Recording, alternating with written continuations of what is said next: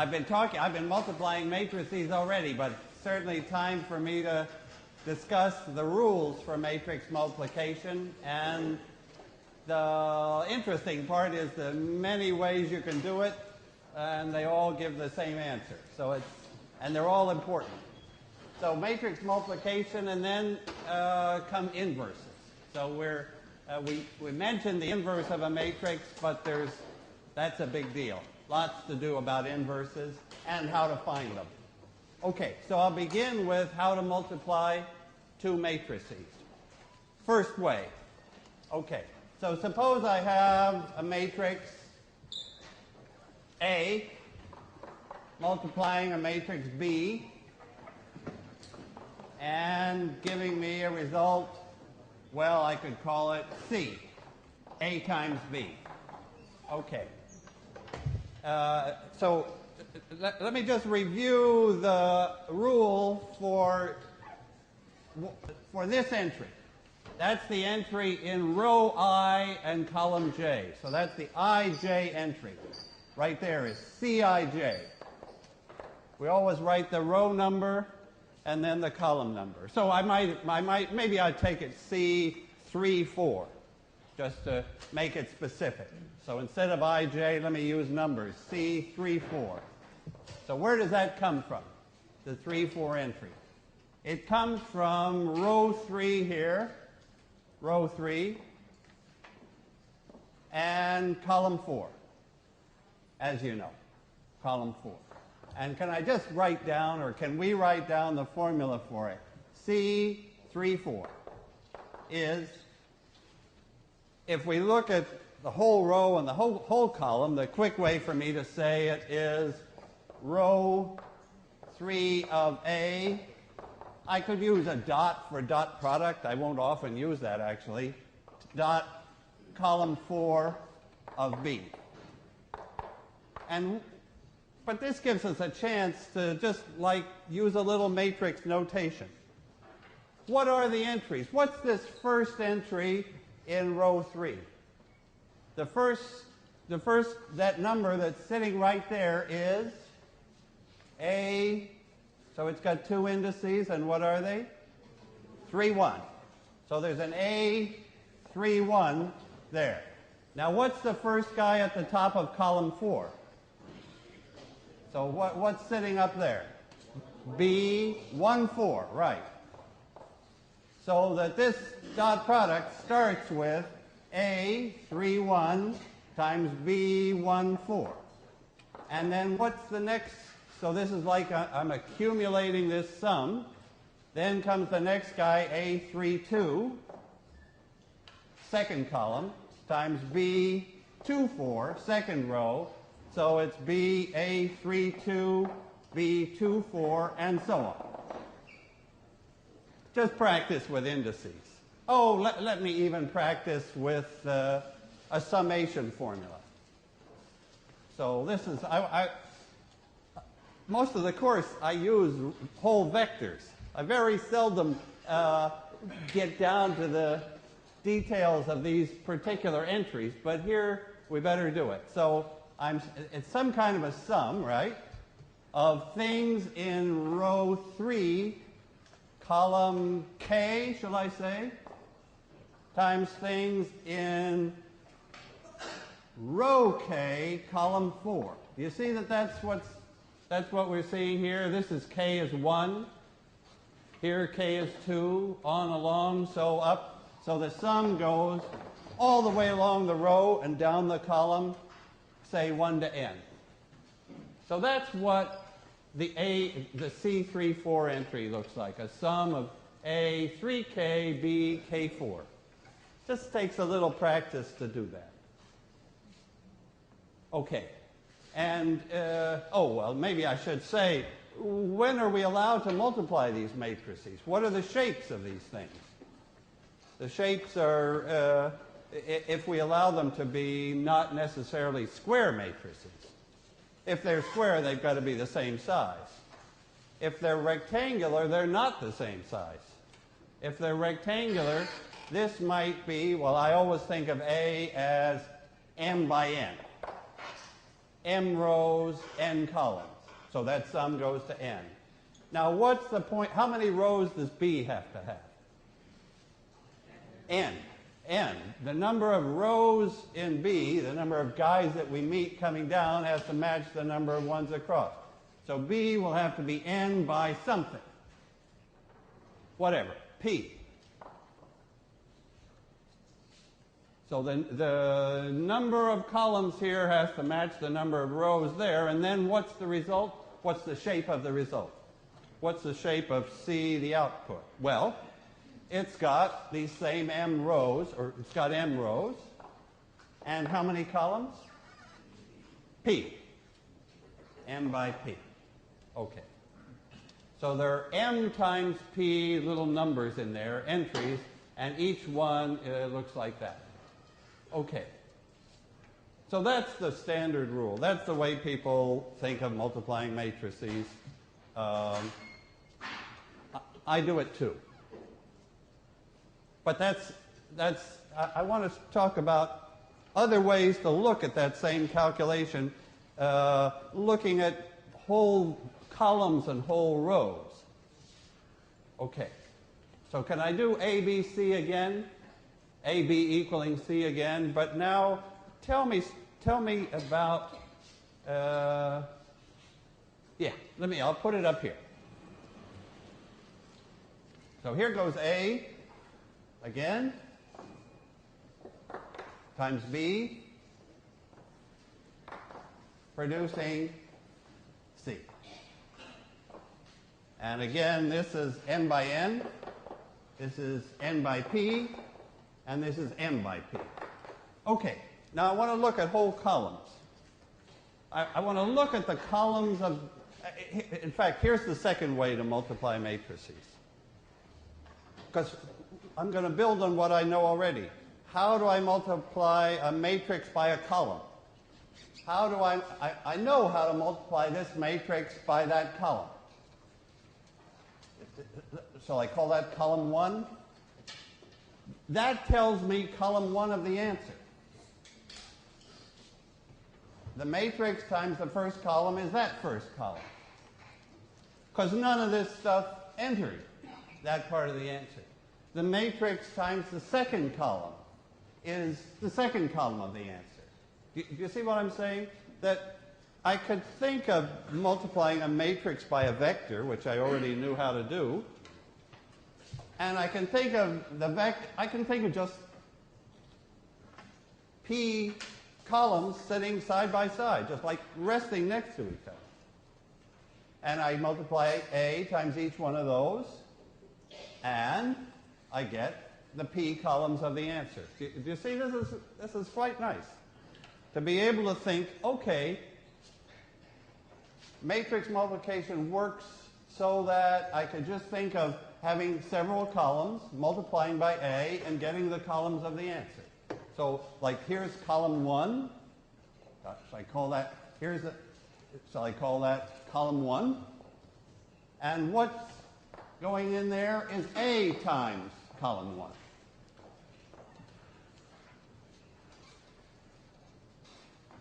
Okay, so that's the picture a column at a time. So what does that tell me? What does that tell me about these columns? These columns of C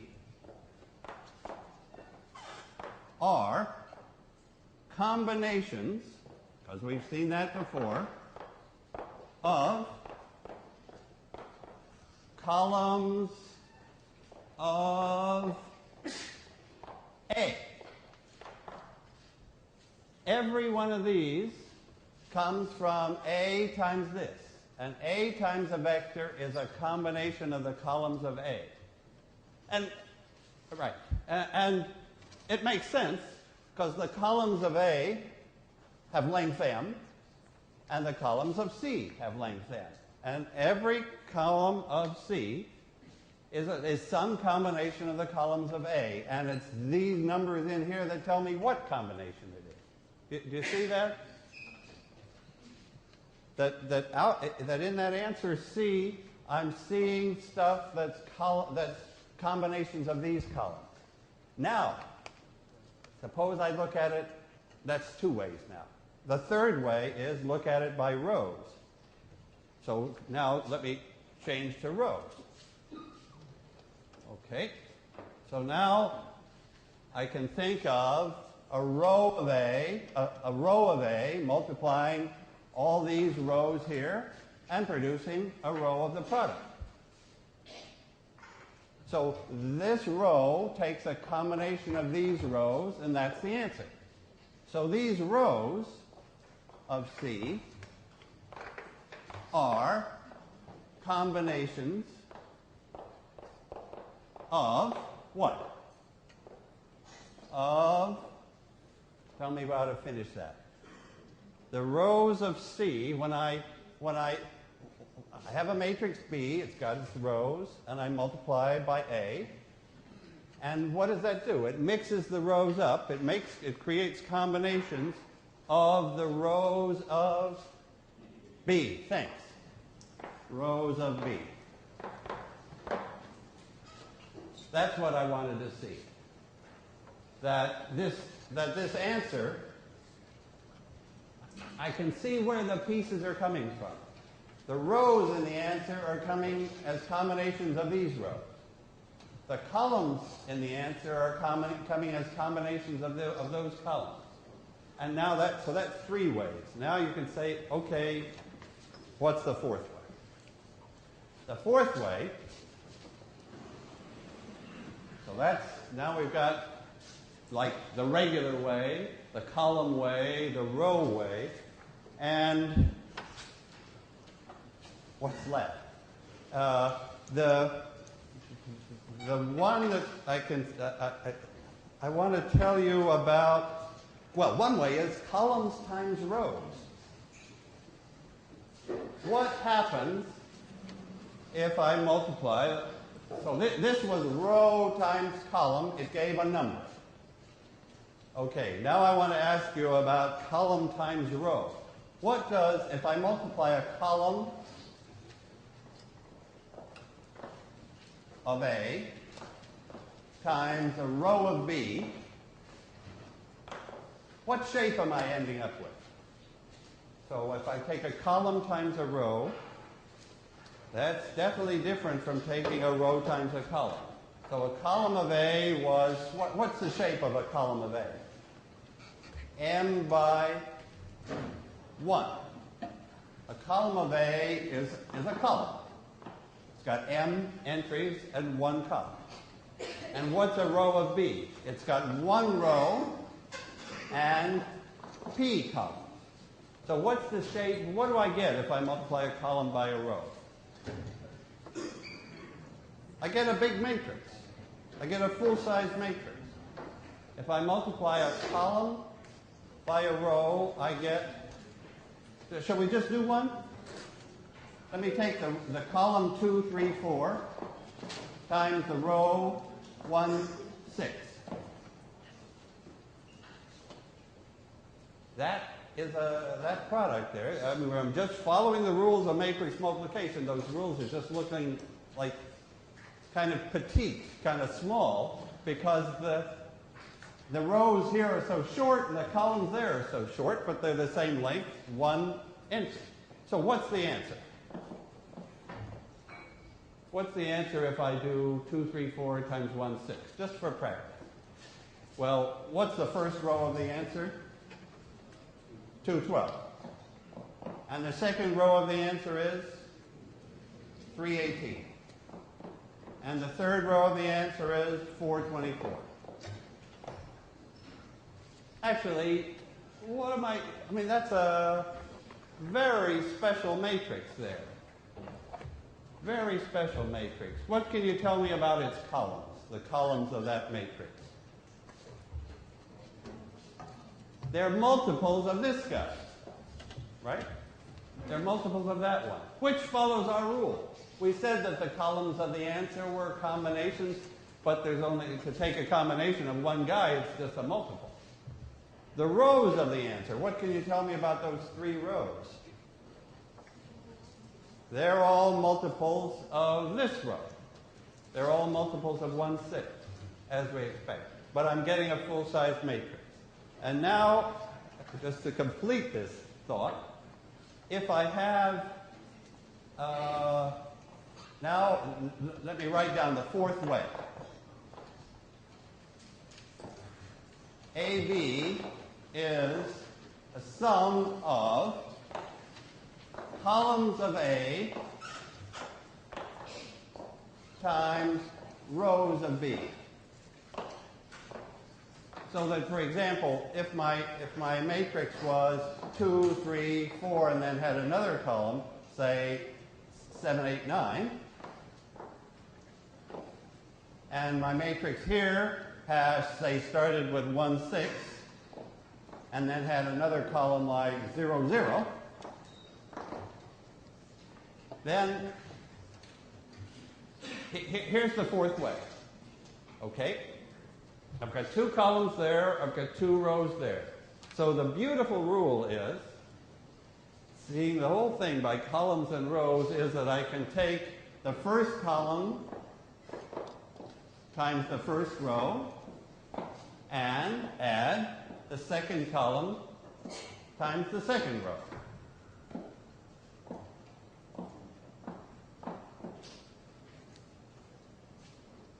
So that's the fourth way, that I can take columns times rows, first column times first row, second column times second row, and add. Actually, what will I get? What will the answer be for that matrix multiplication?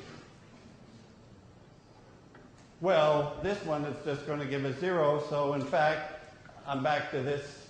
That's the answer for that matrix multiplication. I'm sort of like happy to put up here these facts about matrix multiplication because it gives me a chance to write down special matrices like this.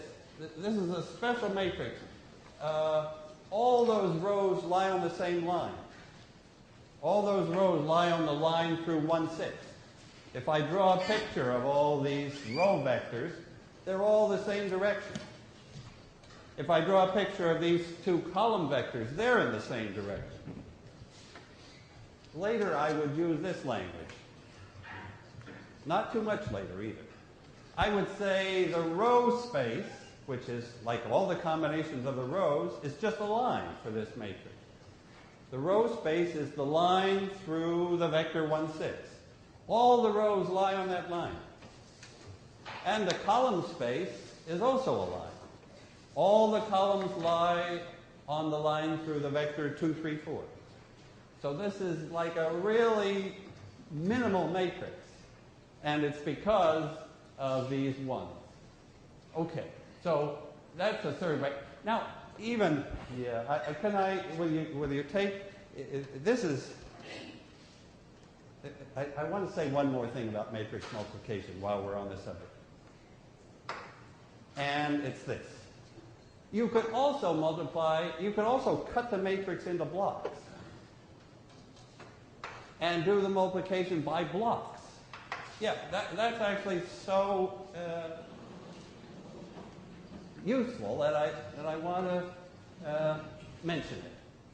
Block multiplication. So I could take my matrix A and I could chop it up like, maybe just for simplicity, let me chop it into 4 square blocks. Suppose it's square. Let's just take a nice case.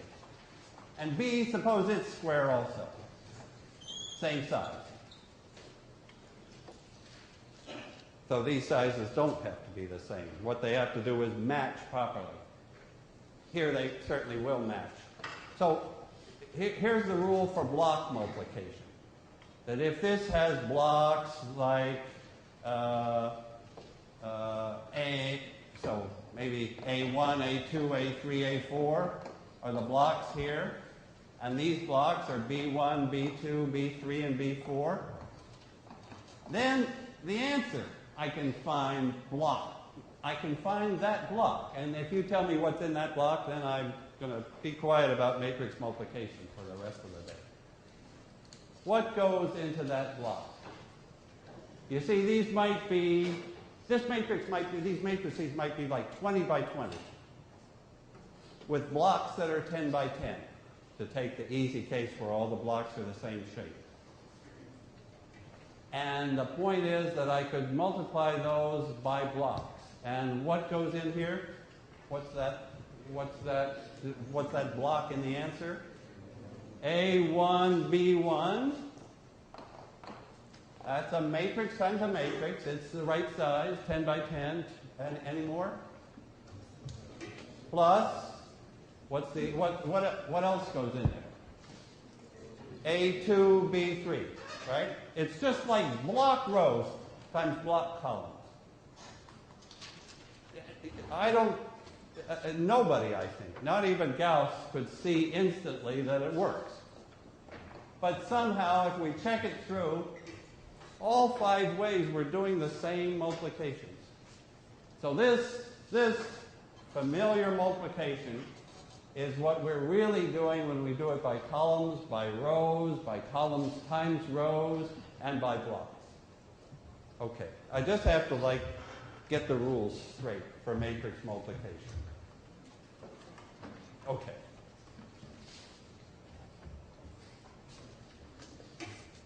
All right, I'm ready for the second topic, which is inverse.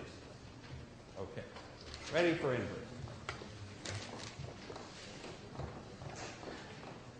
And let me do it for square matrices first.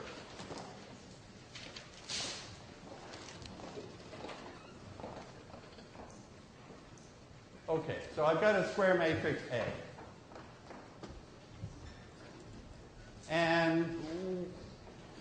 And it may or may not have an inverse, right? Not all matrices have inverses. In fact, that's the most important question you can ask about the matrix is, if you know it's square, is it invertible or not? If it is invertible, then there is some other matrix. Shall I call it A inverse? And if A inverse exists? So this is if, there's a big if here. If this matrix exists, and it'll be really central to figure out when does it exist.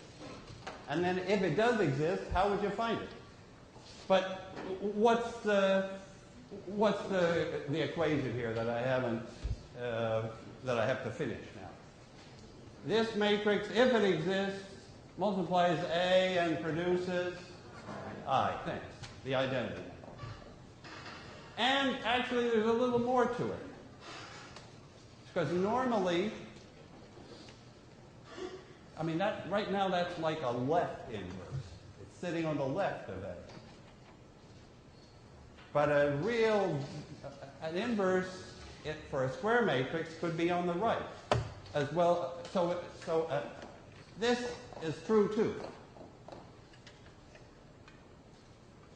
That if I have a, yeah, in fact, this is something that's not easy to prove, but it works. That for square matrices, a left inverse is also a right inverse. If I can find a matrix on the left that gets the identity, then also that matrix on the right will produce that identity. For rectangular matrices, we'll see a left inverse that isn't a right inverse. In fact, the shapes wouldn't allow it. But for square matrices, the shapes allow it, and it happens. If A has an inverse. Okay, so give me some cases. Let's see, I hate to be negative here, but let's talk about the case with no inverse. So these matrices are called invertible or non-singular.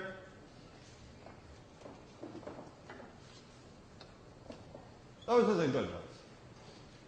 And we want to be able to identify if we're given a matrix, has it got an inverse? Can I talk about the singular case?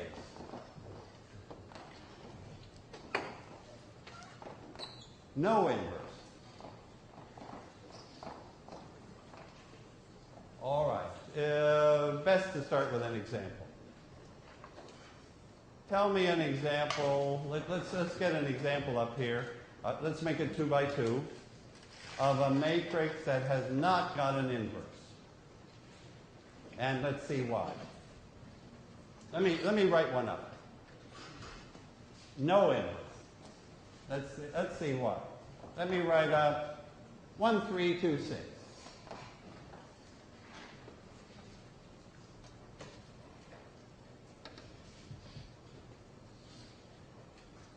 Why does that matrix have no inverse? You could answer that various ways. Give me one reason. Well, you could, if you know about determinants, which you're not supposed to, you could take its determinant and you would get 0. Okay. Now, all right. Let me ask you other reasons. Let me ask for other reasons that that matrix isn't invertible. Here, I could use what I'm saying here. Suppose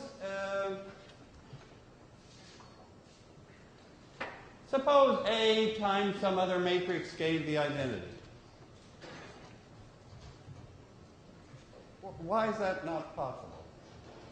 Because, I'm thinking about columns here. If I multiply this matrix A by some other matrix, then the result, what can you tell me about the columns? They're all multiples of those columns, right? If I multiply A by another matrix, the product has columns that come from those columns. So can I get the identity matrix? No way. The columns of the identity matrix, like 1, 0, it's not a combination of those columns. Because those two columns both lie on the same line. Every combination is just going to be on that line, and I can't get 1, 0. So do you see that sort of column picture of the matrix not being invertible? In fact, here's another reason. Oh, this is even a more important reason. Well, how can I say more important? All those are important. This is another way to see it. A matrix has no inverse. Now, this is important. A square matrix won't have an inverse if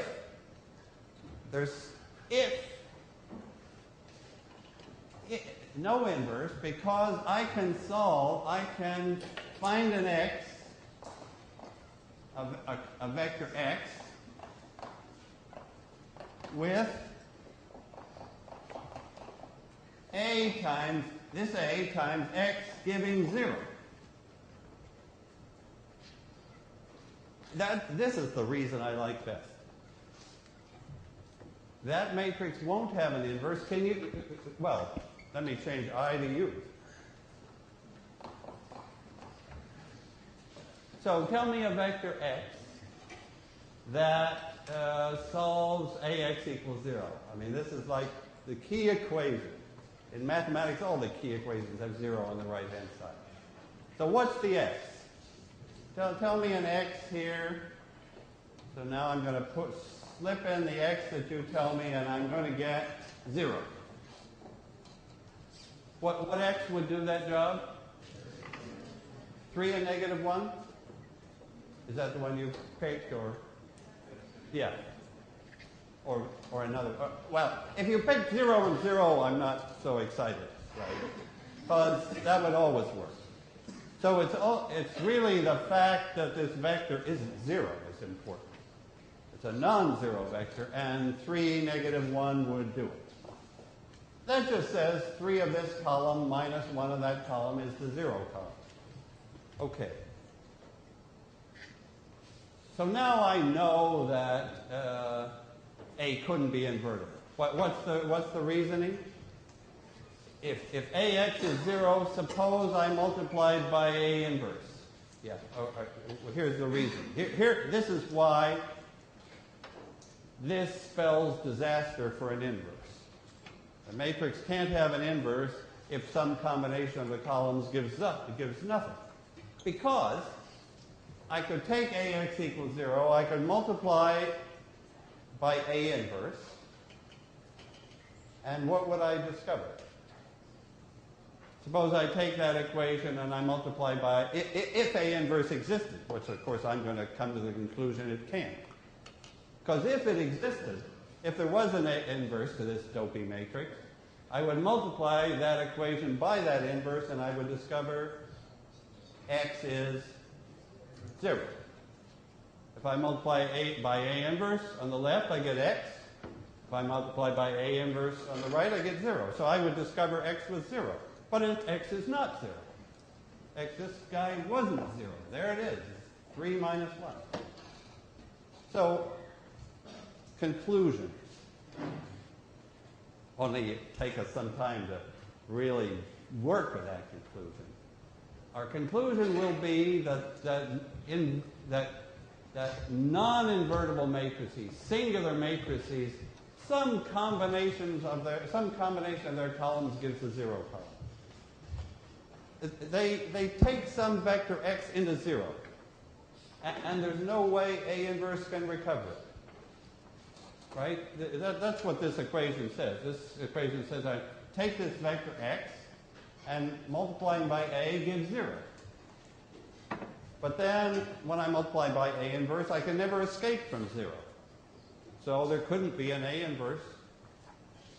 Where here, okay, now fix, all right, now let me take all right, back to the positive side. Let's take a matrix that does have an inverse. And why not invert it? Okay. So let me take, on this third board, a matrix. Shall I fix that up a little? Tell me a matrix that has got an inverse. Well, let me say 1, 3, 2. What shall I put there? Well, don't put 6, I guess is right.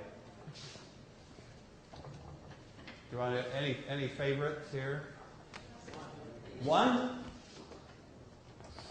Or 8? I don't care. What, 7?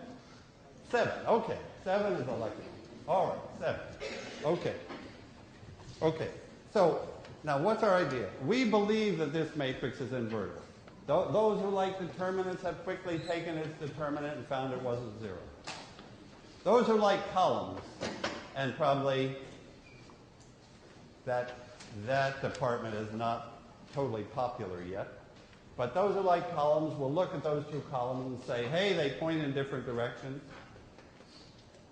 so I can get anything. Now, let me see, what do I mean? How am I going to compute A inverse? So A inverse, here's A inverse, and I have to find it. And what do I get when I do this multiplication? The identity.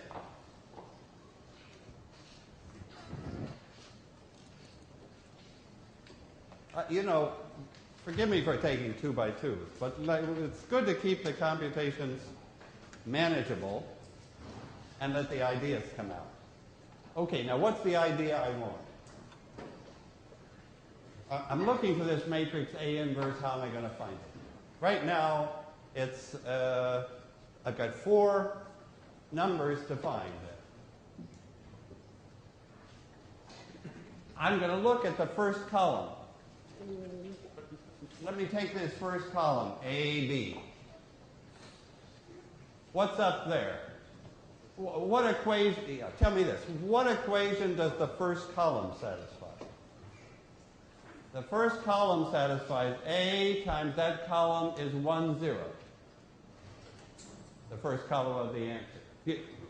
And the second column, CD, satisfies A times that second column is 0, 1. You see that finding the inverse is like solving 2 systems. One system when the right-hand side is 1, 0. I'm just going to split it into 2 pieces. I don't even need to rewrite it. I can take A times, so let me put it here. A times column J of A inverse is column J of the identity. I've got n equations. I've got, well, 2 in this case. And they have the same matrix A, but they have different right-hand sides. The right-hand sides are just the columns of the identity, this guy and this guy. And these are the 2 solutions. Do you see what I'm doing? I'm looking at that equation by columns. I'm looking at A times this column, giving that guy, and A times that column, giving that guy. So essentially, so this is like the Gauss. We're back to Gauss. We're back to solving systems of equations, but we've got 2 right-hand sides instead of 1. That's where Jordan comes in. So at the very beginning of the lecture, I mentioned Gauss Jordan. Let me write it up again. Okay, here's the Gauss Jordan idea.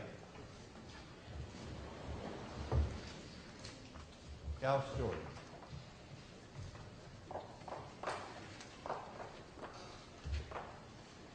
Is solve 2 equations at once. Okay, let me show you how the mechanics go. How do I solve a single equation? So the 2 equations are 1, 3, 2, 7 multiplying AB gives 1, 0. And the other equation is the same 1, 3, 2, 7 multiplying CD gives 0, 1. Okay. That'll tell me the 2 columns of the inverse. I'll have the inverse. In other words, if I can solve with this matrix A, if I can solve with that right-hand side and that right-hand side, I'm invertible. I've got it. Okay. And Jordan sort of said to Gauss, solve them together. Look at the matrix. If we just solve this one, I would look at 1, 3, 2, 7. And how do I deal with the right-hand side? I stick it on as an extra column, right?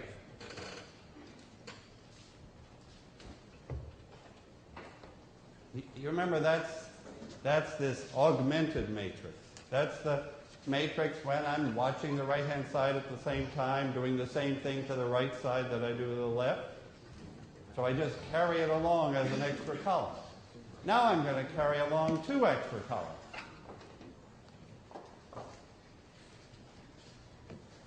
And I'm going to do whatever Gauss wants, right? I'm going to do elimination.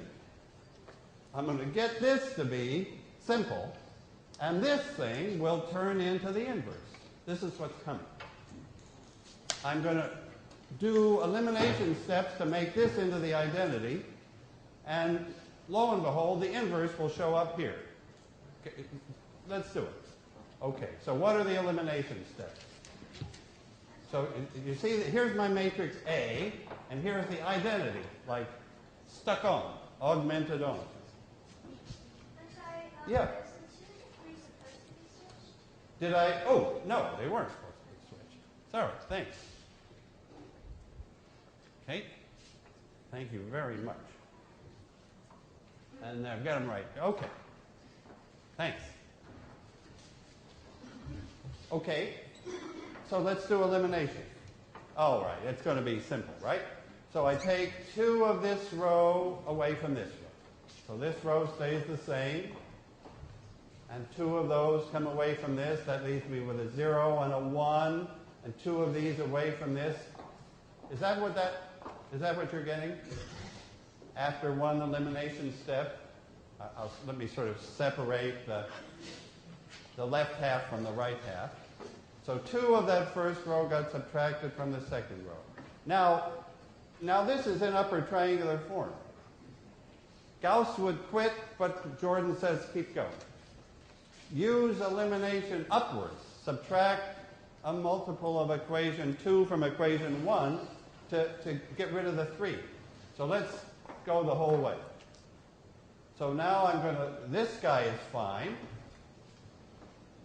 But I'm going to, what do I do now? What's my final step that produces the inverse? I multiply this by the right number to get up to there, to remove that 3. So I guess since this is a 1, there's the pivot sitting there. I multiply it by 3 and subtract from that. So what do I get? I'll have 1, 0. Oh, yeah, that was my whole point. I'll multiply this by 3 and subtract from that, which will give me 7. And I multiply this by 3 and subtract from that, which gives me a minus 3.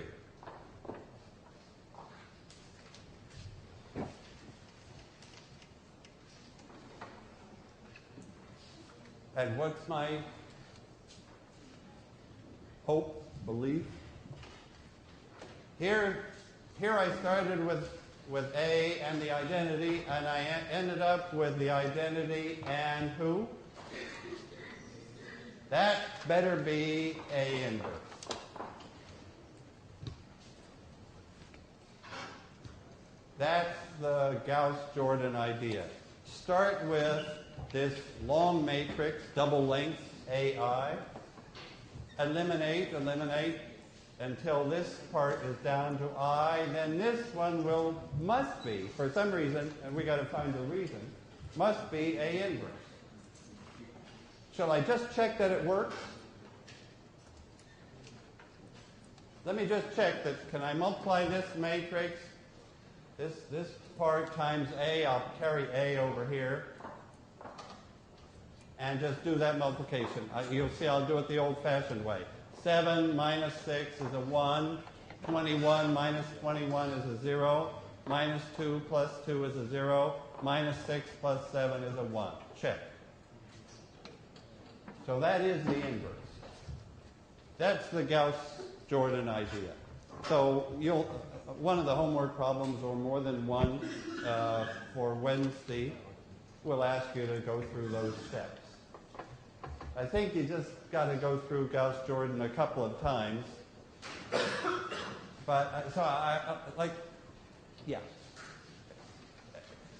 just to see the mechanics. But the important thing is what happened? Why did we get A inverse there? Let me ask you that. We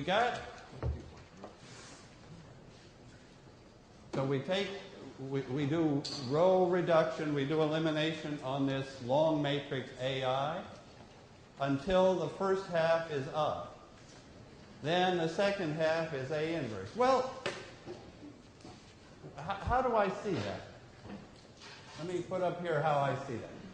So here's my Gauss Jordan thing, and I'm doing stuff to it.